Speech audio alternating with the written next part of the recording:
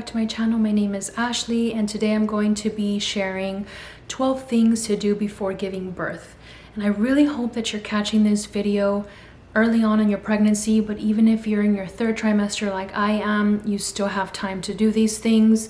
And I think I'm going to make this like a part one because I have so many things that you need to do before giving birth, but I feel like these are 12 of the more general, not having to do so much with like actual birth, but preparing and doing, you know, these things before giving birth. I do have a blog post on this as well, but I'm going to go over each one with you in this video today. So the first one is spending time with your husband. And I made this my number one because I feel like when I had my first baby, I didn't quite understand how important it was going to be, you know, to have spent time with my husband before having the baby.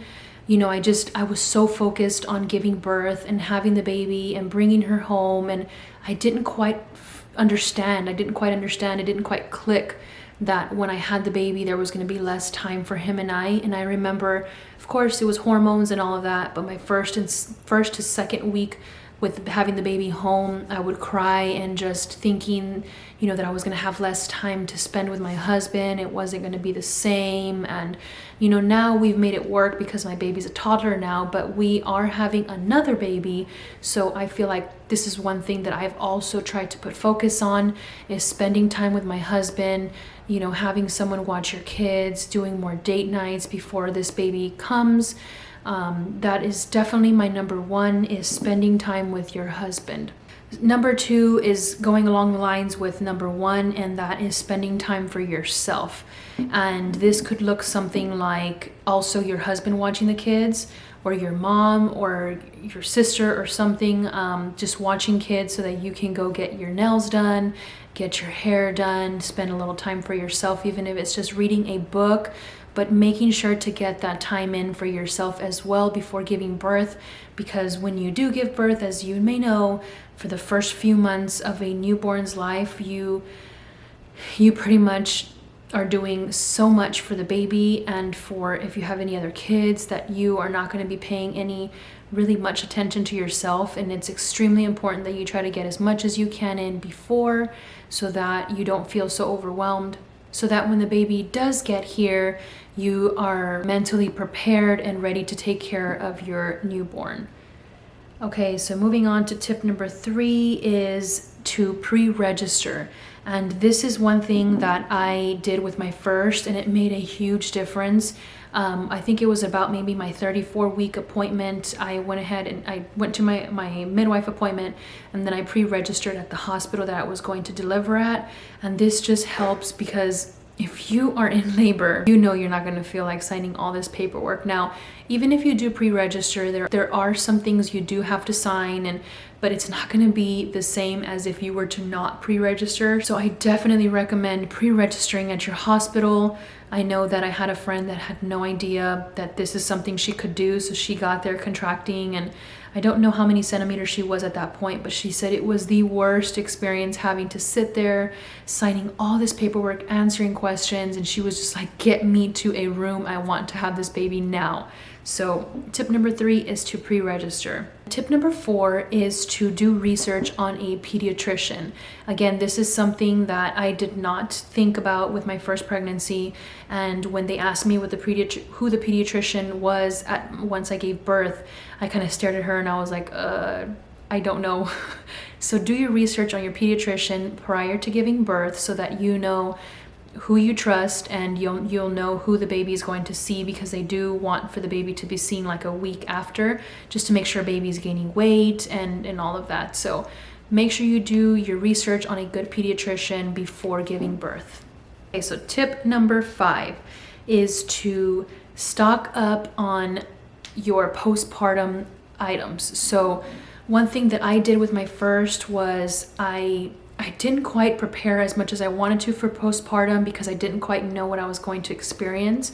But now that I have experienced that, one thing that I did stock up on was like Depends. I also did like the padsicles which if you go to my blog post, I'll have all the information of what I had for my little postpartum kit. But make sure that you make yourself a little postpartum kit, stock up on those items so that you don't have to leave the house once you have baby. You have everything accessible to you in your home.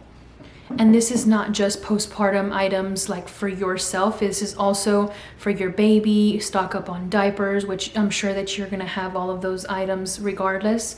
But diapers, stock up on things that you're gonna use for breastfeeding, whether it's disposable breast pads or nipple cream or whatever it is that you are going to be using. Stock up on those items so that you don't have to go out of the house. Number 6 is going to be washing all of your baby's clothes. And I know that this, if you're nesting like I am, this isn't automatic, but believe it or not, I did not know this, but not everyone goes through that nesting stage and they just kind of don't do the things that you typically do when you know you're nesting.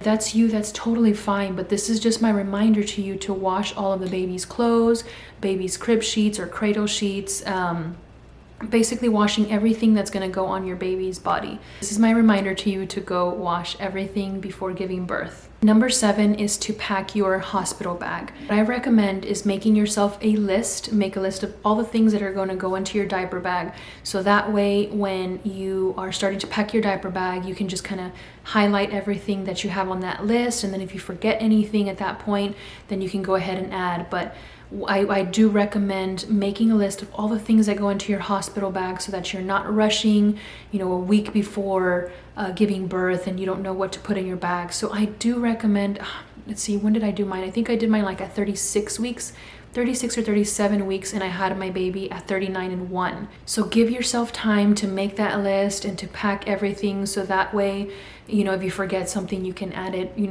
right before or a week or two before. And tip number 8 is to pack extra. The reason I say this is because you never know what to expect when it comes to giving birth. You can have a plan, you can have everything set up in your head as far as the way it's going to go, and it typically doesn't always go that way. I pray that it does go the way that you want, but if it does not, you want to be prepared. For my first birth, my baby did have elevated bilirubin levels. Now they weren't severe, but they were high enough to where they wanted to keep us a couple extra days.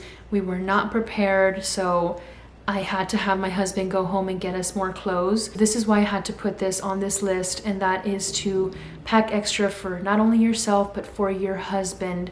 And also, adding on to that, take a pillow for your husband. I felt so bad that we were there and he was just kind of crammed on that little seat, didn't have an extra pillow, and I felt so bad that he was there with me and he did not get good sleep as well.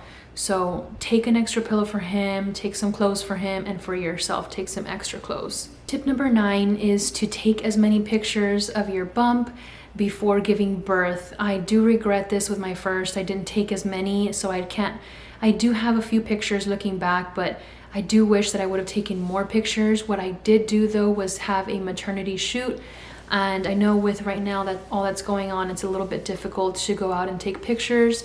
But if you can do your own maternity shoot at home with your own camera, even your phone, just take some pictures that you can look back on to see yourself with your pregnant bump. Tip number 10 is a very important one, and that is to take a breastfeeding class. I don't know if it's just in my area, but we do have a lactation consultant that's in our area that she does provide free classes. And I really wish that I had done this for my first. I do have PCOS, so I knew it was going to be a little bit more difficult to breastfeed. I think I lasted about 2 weeks with breastfeeding, and I just was not as informed as I should have been. I thought, I'm not producing enough, this is it, I just gave up and I switched over to formula. Formula is not a bad thing. Babies will do just fine with formula as they will with breast milk, but I just really wanted to breastfeed my baby and I just was not as informed as I should have been.